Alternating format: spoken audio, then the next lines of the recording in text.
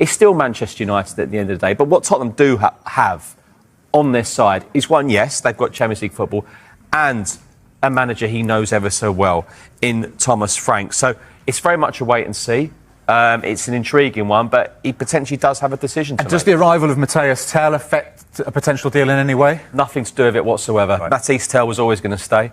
Ange Postecoglou said to me in a press conference that I've signed him for the long term. Unfortunately, Ange won't be there, but it will be Thomas Frank. But 𝐁𝐂's 19, he's still very young. Now, when Spurs signed 𝐁𝐂 on loan, it was with an option to buy him permanently. Spurs have brought that fee down. That's what Spurs have done. But my understanding was it was always going to be a permanent.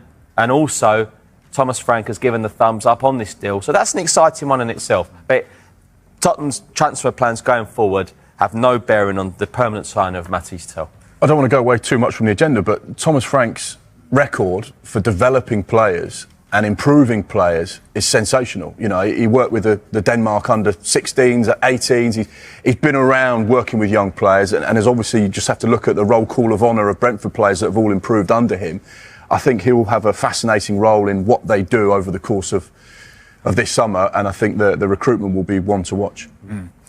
So we'll see where Mbeumo maybe ends up, whether it be Brentford, Manchester United or Tottenham. Speaking of United, strikers, big talking point at Old Trafford this summer.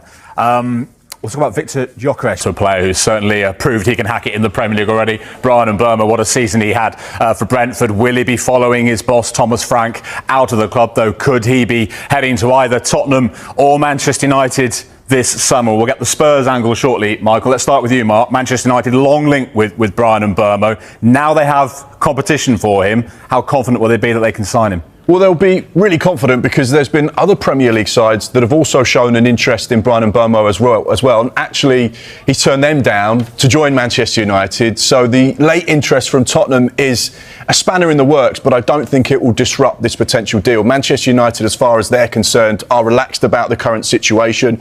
They believe that Bryan wants to join them in Old Trafford, so therefore they're confident, comfortable and relaxed with regards to his stance. You have to remember that Manchester United last week had their initial and first bid rejected by Brentford, which we understand to be a total of £55 million. Brentford looking for upwards of £60 million, so they're not a million miles